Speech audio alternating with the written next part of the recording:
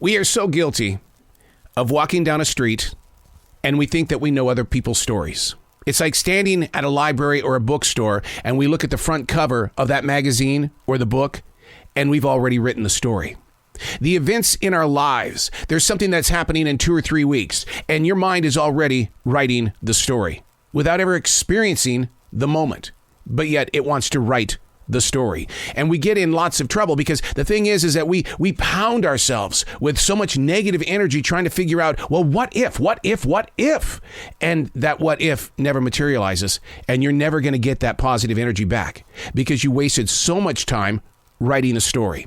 See, I've written 7 books. I know what it's like to write a story and what's required to put that story in a story form so that other people can pick it up and feel it, experience it, and hopefully share it forward. But when you invisibly write a story by judging the book by its cover, things don't always turn out the way they need to.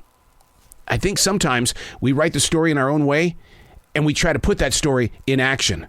And then we try to, well, this is the way that I thought it should be. I'm going to make sure that it does. Hey, it's Arrow. This is The Daily Mess.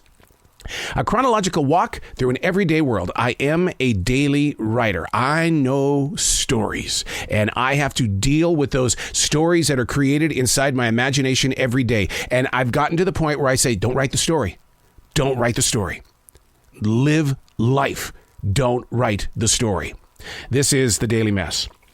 The journey, the walk, the way, the task, the dream, the activation.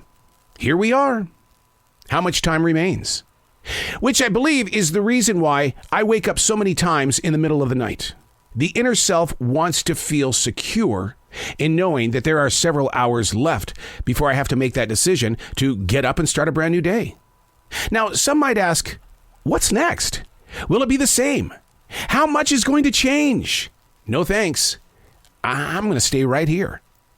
We had dinner with 2 friends last night. We haven't seen these 2 in a couple of years. Before COVID-19 was the last time we saw them. Yet nothing's changed. The conversations actually picked up right from where they left off. Then again, isn't that judging a book by its cover? In the 2 hours we had together, the subjects at hand didn't truly dive into the journey, the walk, the way. It was more about catching up. How are you? Then we moved on. Like passing ships.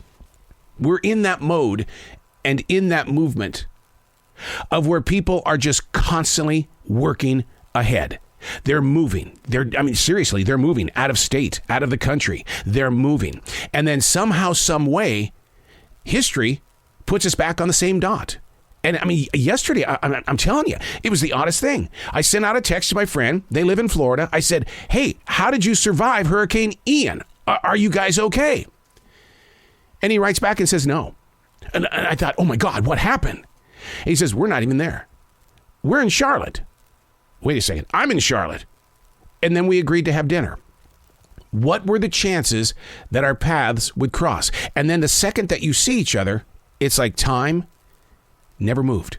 It was all one and the same. Now, why would I even think that this would be considered judging a book by its cover? Well, because when you look at somebody, you think, wow, you look great. Everything must be great. But we didn't take the time to really say, how are you?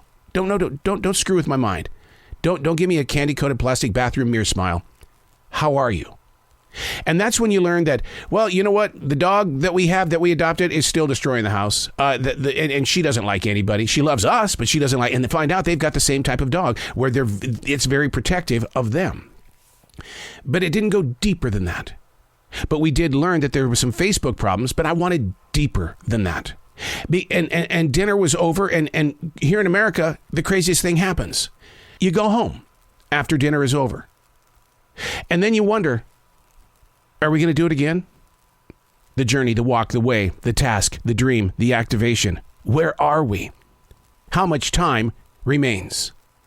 And I ask that in a very serious tone because I want you to think about this.